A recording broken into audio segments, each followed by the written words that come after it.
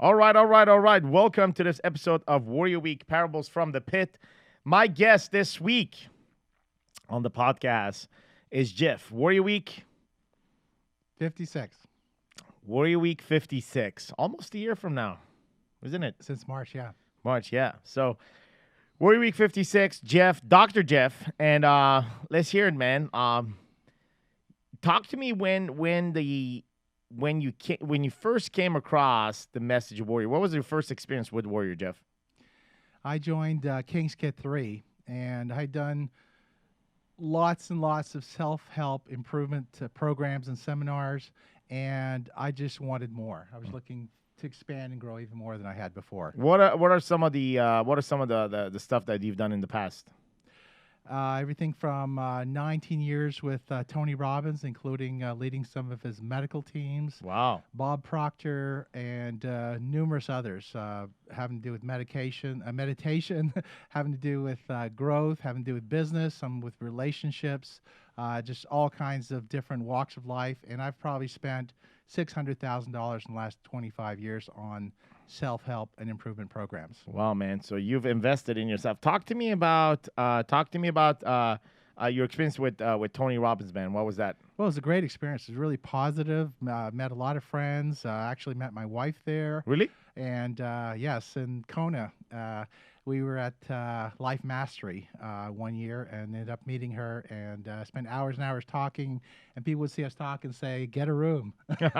So you were part of the medical team? I was, yes. Okay. Did you work with Tony directly time to time? Not really. It was mostly helping his participants, some of the crew, some of the volunteers, and just anybody that would get sick or hurt at the events. Oh, wow. And for 19 years, that is? Yeah, I didn't miss one day with the Destiny Seminar, not one. And sometimes they were twice a year, some more once a year. And hold on. So you did one or two Date with Destiny a year. Yes. That was the one that you were at? That's the one I mainly helped support, and I did some others also. So, you did not miss none in 19 years, almost none. Of this one particular seminar, I didn't miss any of it. So I probably attended and or volunteered somewhere between 34 and 50. And that's a week of your life too, right? Yes. Okay. So then you're matching a week of your life as and you're there on demand, part of support, just in case anybody feels 24 hours a day. Yes. 24 hour, like Well, with the pager. available. Yeah. Available. Okay. And were you the only doctor, or there was an entire team? Usually I was the only one. When we started out, there was maybe me and a medic or me and a nurse. And then as the years went by, I'd have 4 or 6 or 9 people on my team helping out. Okay. Did you ever treat a Tony himself directly, or I never needed to. never needed to? Okay. Man, this is great. So then you must have been part of the main crew there for a while. I was just a volunteer. Okay. basically. This is great. So volunteer. You're not getting paid for that. Correct. Yeah, but it's because that's how Tony operates, right? Right. And but then you get the benefit of being part of the event and serving. Being in that environment. Right. Okay. Talk to me about some of the growth that came from those experiences, because they're fantastic. Well, Date with Destiny was the most impactful to me because I'd practiced the first 15 years of my career with about what I would call 25% compassion. Okay. So I went from doing that to then going to 50% compassion with just one seminar. Then I went back and volunteered, and it improved even more. So that was the major shift for me. Wow. Okay. So how many years were you married? I'm still married for 19 years now. 19 years now. Right. Okay. And how many kids? I have none from this marriage. I have 3 sons from 2 different marriages. 1 son and 2 stepsons. Okay. This current marriage is 19 years, right? Yeah, correct. Okay. And the previous marriage was how long? 10 years. 10 years. And then there's 5 years between. Any children with this current marriage? No. Okay. So just the previous one. 1 son from the first marriage, right? Okay. All right. So talk to me about, your what attracted you even like do King's Kid? What was it that was it at the beginning just another, just looks like another personal development. Let me give it a try, and then what happened? Well, somewhere along the way, I found out about Warrior Week. And for the last few years, I'd wanted some program to push me harder than I would ever push myself. lots of families grow up with no fathers, Mm. so there's no male figure, so the mom is the dad. Mm. And I actually had a dad, but I wanted more, like a deeper experience. Mhm. And so that's where it started from. And so I joined the King's Kid 3 Mhm. and thinking it might evolve to the next thing, the next thing. I really didn't know at first that I was going to do Warrior Week or not. Sure. Then what brought you to Warrior Week? Again, really wanting to push myself. Mhm. I'm a pretty hard worker. I'm pretty aggressive, compulsive, really trying to make things happen. But there were still some parts that weren't working. Physically wasn't great. Relationships weren't great, and I wanted to push and make those even better. When you joined the experience, what deep down inside of your heart, what was the thing that you felt that was missing? Probably the biggest thing was connection with myself. Mm. I was so busy pushing and working, I didn't really take time for me and to be me. And when obviously you go through Warrior Week, and the first night we go through the pit, talk to me about your experience that night and some of the things that probably changed the course of your life. It was very deep. It was very dark. It was almost like being alone, but you weren't. Mm. And out of that came a hunger and a knowing that everything was going to be okay. Mm.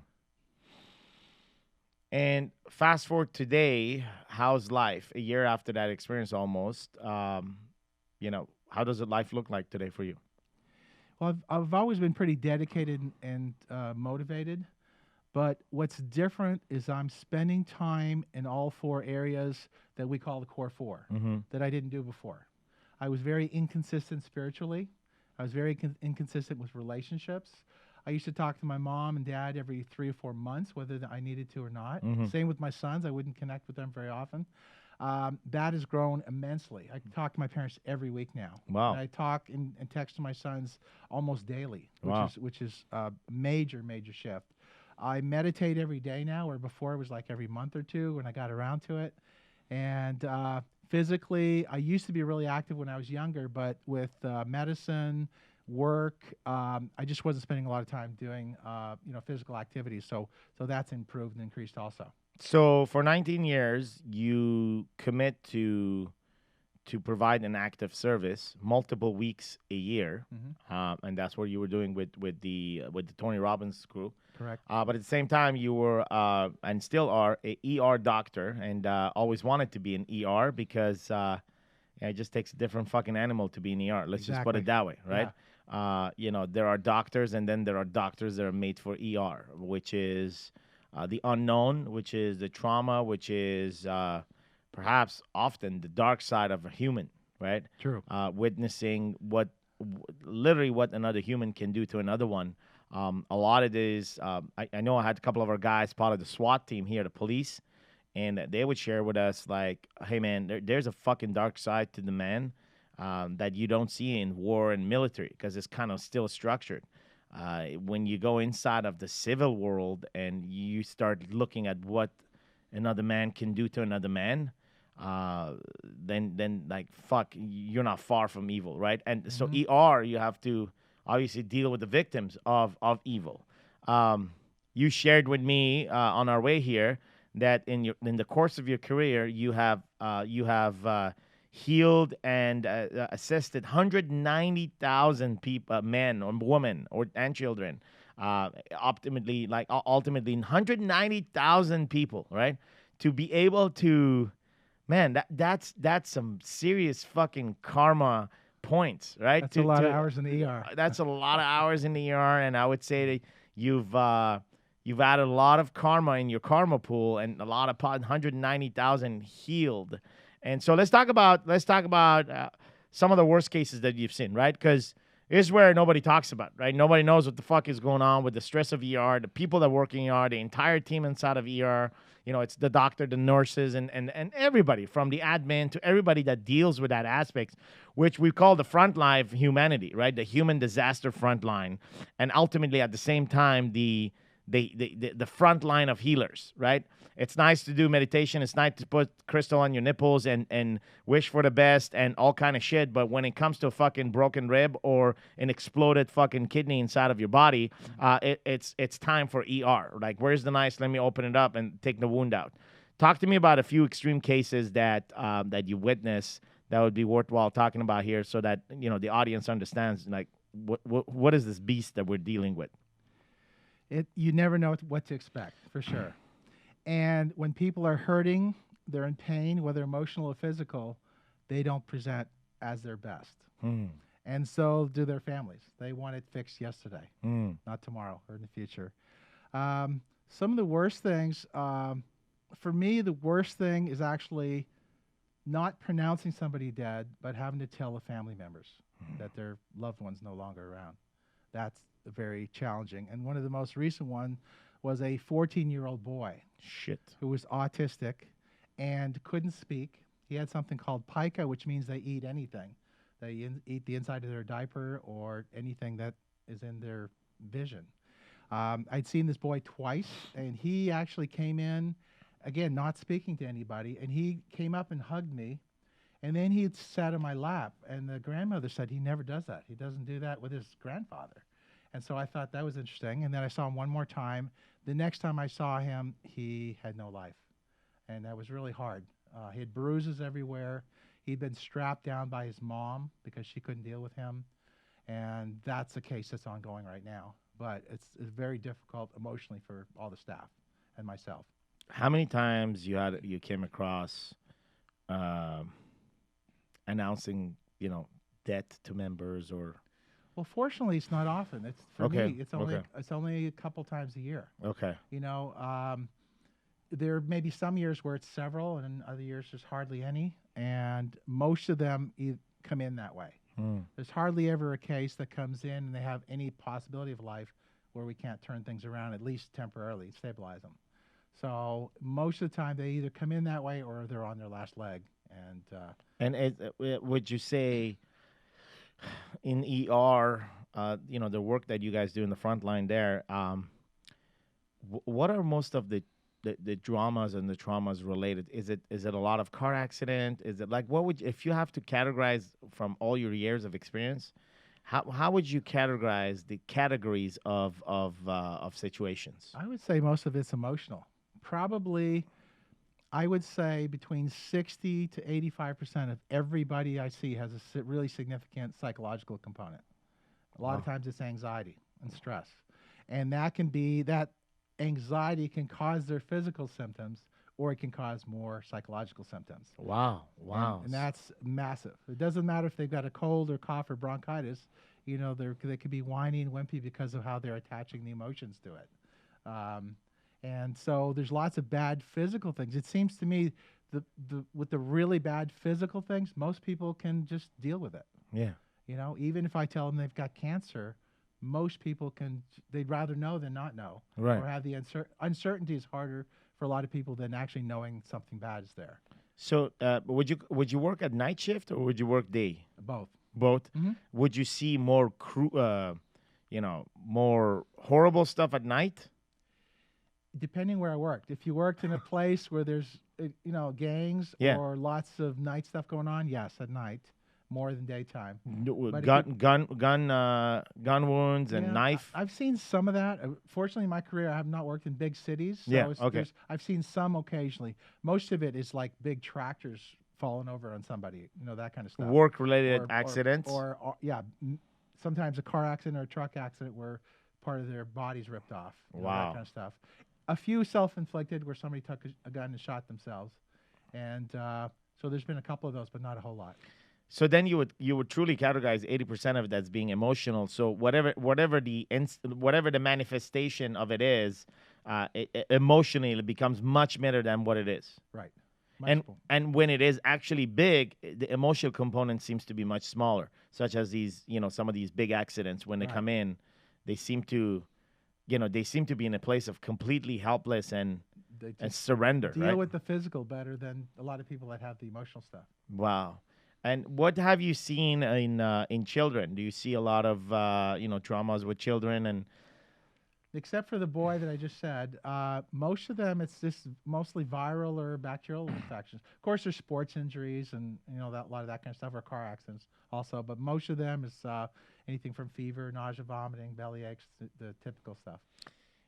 How has been the let's talk about people, right? And like you bringing a kid with. I mean, I remember my son. We were in Las Vegas for vacation in the hotel, and he fell from one of the. He kind of jumped from one of the chairs and he just landed wrongly on his forearms, Hmm. and his forearms was cracked in half, and obviously it was just like bended, and we panicked. We called security of the hotel, and they brought in an ambulance, and we took him, and we went to the hospital.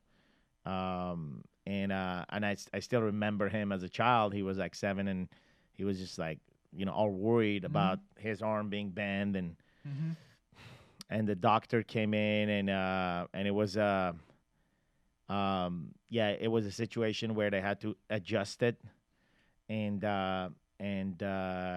like literally adjust it, and then put it put Hmm. it in a. But he waited like 2 hours before the doctor came in, and I still remember the image of that. Hmm. So he gets adjusted, goes through massive pain, and we put um the temporary bandage on, and we were asked to, when we come back to California, for him to get further X-rays to see if anything was required or not. And so I remember those 4 or 5 hours, and I remember once the doctor adjusted, and I truly remember the attitude of the doctor. Hmm. I think we were in a place where, like, all our hopes was into that. You know what I mean? Hmm. And like, there were people in the room, there were the nurses, Hmm. there were everybody else. But once that doctor came in, like, he was the leader of Right. that environment, Correct. like, truly. And we were the followers. And how he interacted with my son, and how he announced the news to us, felt like he's giving us, um I don't know how to put it. It felt like he's giving us like buckets of gold if we would go back in the days, right? Hmm. And that was his attitude was like that. And I remember me and my wife coming out of the hospital, and all we would talk about was the attitude of the doctor, Hmm. right? Here's my son in the back, and we should be talking about him, Right. but for somehow we were consumed about how we were treated. Hmm. So I remember specifically, we referred to how knowledgeable he was, Hmm. right? And also how knowledgeable he was, how confident he was, how his certainty kind of poured into us, and how we are leaving this sad environment, the hospital, happy, despite the fact that, and grateful, right? Despite the fact that my son Sure. had a broken arm, and so on and so on. So I'm sharing this experience with you because, as a patient on the other side, this is some of the impact that perhaps is never spoken to someone like yourself, Sure. right? Hmm. Or at least not to the amount of details that I'm sharing with you here. Um, but that's the kind of impact that you would have in a moment of hope, right? Like, that's the edge of hope for any parents or for anybody that has their health in a situation that absolutely requires help. And that's the edge of hope. And when that's fulfilled with the right attitude and the certainty that you bring in, it changes the whole thing. Hmm. If the doctor comes in with anxiety, if the doctor comes in with a closed mind and a Hmm. fatigued mind, and not reset his own energy before walking into the room, Right. that has all the negative impact and its implication on all the patients and the patient's family. Right. So, what has been some of your experience with what I just shared with you, and maybe perhaps some of your patients share that with you, and um, what has been your experience with that, man? Well, what you said about leadership and certainty is definitely there. And with my experience, I come in and I pretty much know what's going on, or I can figure it out very fast. So I will come in calm and certain. What happens sometimes is when you've seen some really bad stuff, then their thing may not be that bad. Yeah. And so I may have the attitude of it's not that bad, Yeah. which they may want me to have more concern or more empathy maybe for them. Yeah. So that may be one place where I'm lacking a little bit Yeah. at times. How, I know this is another thing that some of the ER doctors and healers don't do often, which is uh, receiving the thank yous and receiving the bottom line thank yous and receiving the impact that you just had on the patient and their families.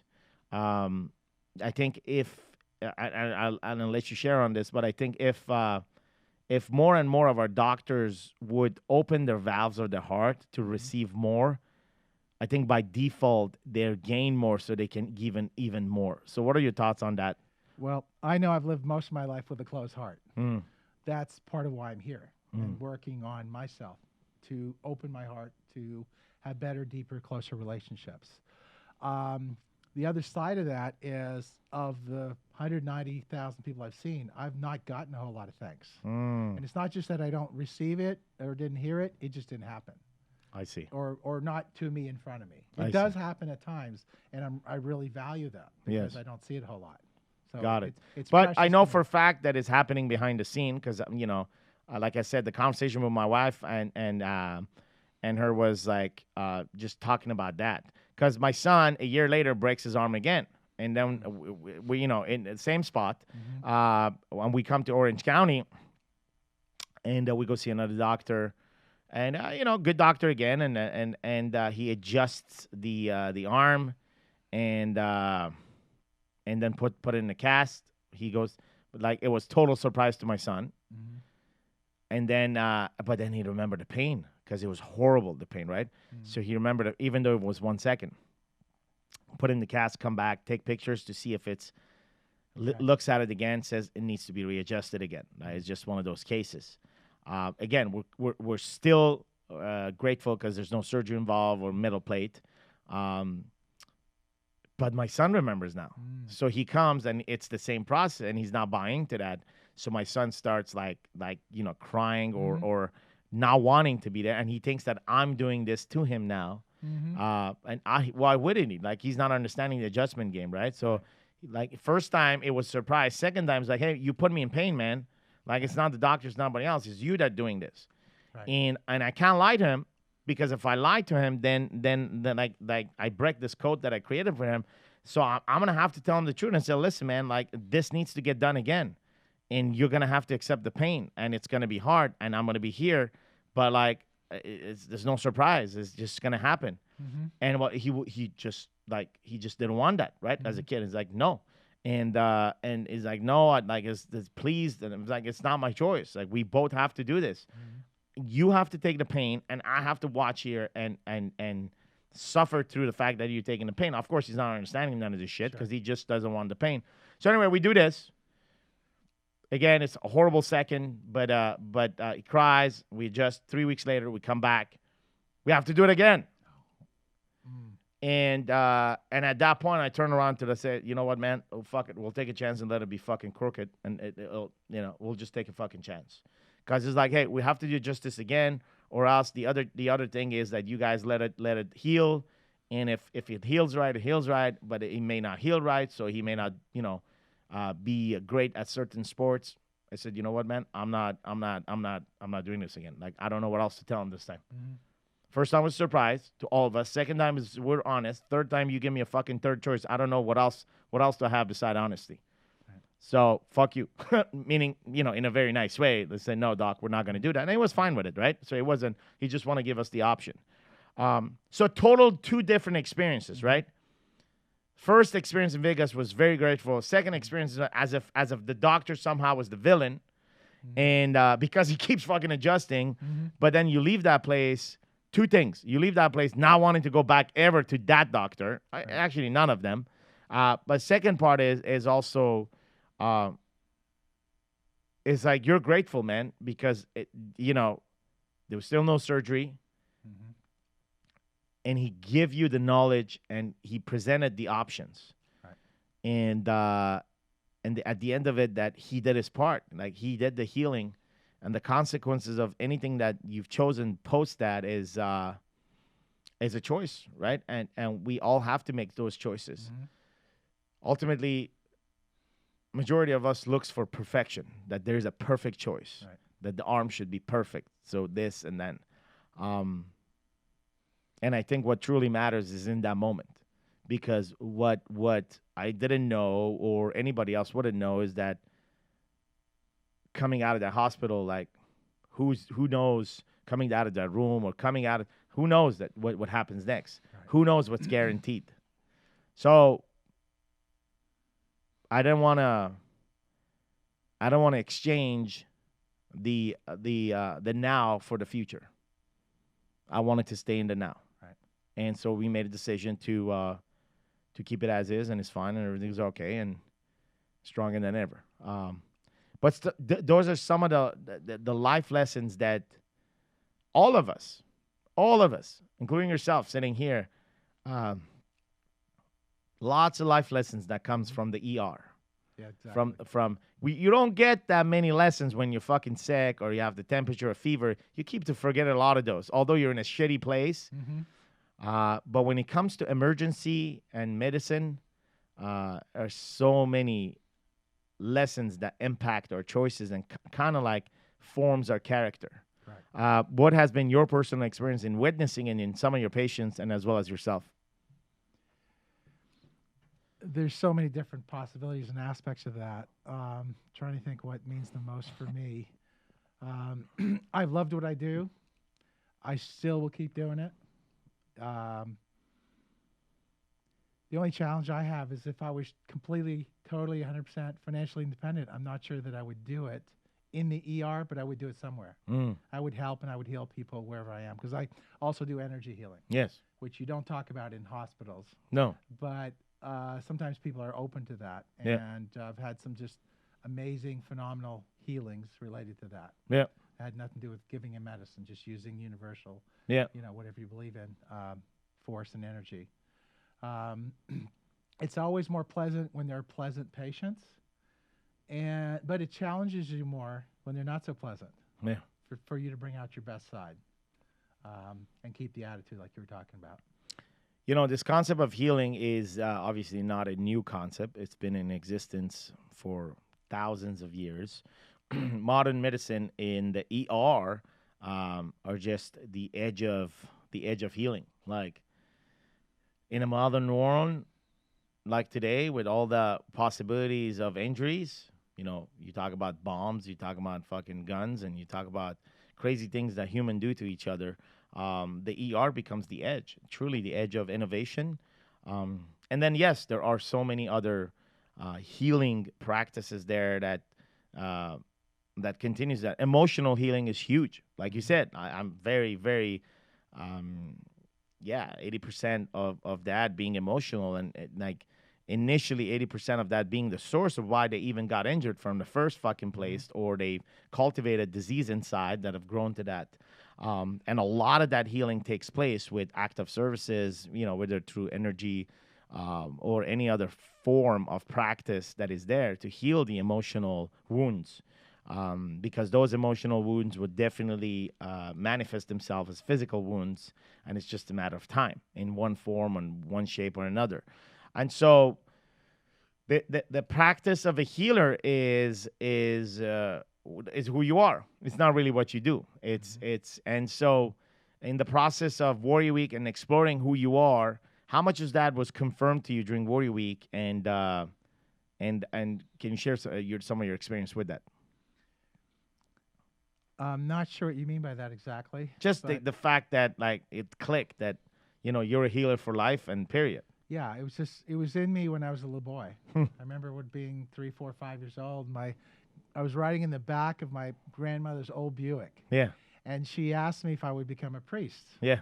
I said, no, it's too hard on the knees. And then I wanted to help people. So I thought about chiropractic. I thought about being an eye doctor, and then just ended up being a medical doctor. Awesome. Awesome. Okay. Any final word to our audience before we bring this up? I mean, what I say is that if you have a healing message that can go from your heart and just like an arrow target the heart of another man that may be listening to your voice on the other side of this microphone and conversation, um, what message would the healer bring to them? We all know so much more than we think we know. We don't listen. We don't pay attention sometimes. And I'm speaking to myself as much as to anybody else here. I know that I have grown and I've had more things happen from a healing point of view just by listening. And for me, I say I just know that I know. Sometimes I don't know why or where it came from. And of course, it came from the energy we're all part of. But pay attention to that inner voice. I used to do CAT scans and blood tests by the book based on the symptom. And now, if I have a hunch about I should do that test, it's been phenomenal the last 17 years since I've started listening to that, how many times I've found stuff that I wouldn't have even found because I wouldn't have looked. Wow. So look inside as well as outside and pay attention to what other people are telling you too. Beautiful. Gentlemen, if you resonated with this podcast and some of the message inside of this podcast, you know what to do.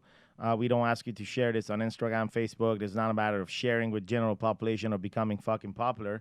It's a matter of you taking that and packaging it and sending it like an arrow to the heart of a man that you know in your life. So if you feel that this is a message that could truly serve maybe a doctor that you have as a friend, or maybe a patient that has relationship with the doctor that is unknown. And so whatever form or way that the message of today comes to you, take that and send it to another man that you've identified that could benefit from this. And if you want to find out more about this, you find us on warriorweeknow.com. There will be audio, video, and transcripts of the podcast today. And as well as you can find us on iTunes under Warrior Week Parables from the Pit.